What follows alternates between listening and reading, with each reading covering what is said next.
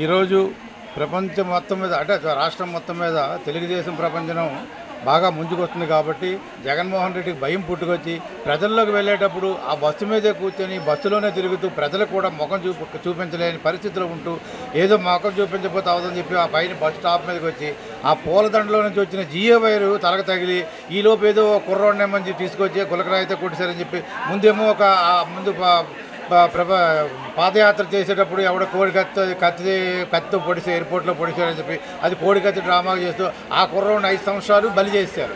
ఇప్పుడేమో కొత్తగా ఈ నాటకం ఏంటంటే ఏదో చిన్న గులకరాయి వచ్చి అబ్బాయి వచ్చి కొట్టేశాడని చెప్పి ఇప్పుడు ప్రజలు ఏంటంటే యూత్ని వాడుకొని ఈయన రాజకీయ పబ్బం గడుపుకోవడం కోసం చెప్పి ఏదో రకంగా పెద్దలను మభ్య పెడుతూ అదే ప్లాస్టర్ వేసుకుంటూ ఆ ప్లాస్టర్ ఏమో అనకూడదు కానీ చిన్నపిల్లలకి తీసుకొచ్చిన టైప్ కూడా ఉండదు. ఆ తీసుకొచ్చే ప్లాస్టర్లో సింపతి కోసం సింపతి వస్తే ఈ రోజులో ప్రజలు నమ్మలేదు. నిన్న 5 సంవత్సరాలు నమ్మి ప్రజలను మోసం చేసి ప్రజలు చేసింది ఏమీ లేదు. 10 రూపాయలు ఇస్తున్నావు, 100 రూపాయలు నువ్వు లాగేస్తున్నావు అంతే తప్ప పార్టీకి నువ్వు ప్రజలకి సేవ చేసే కార్యక్రమం అయితే నువ్వు లేవు.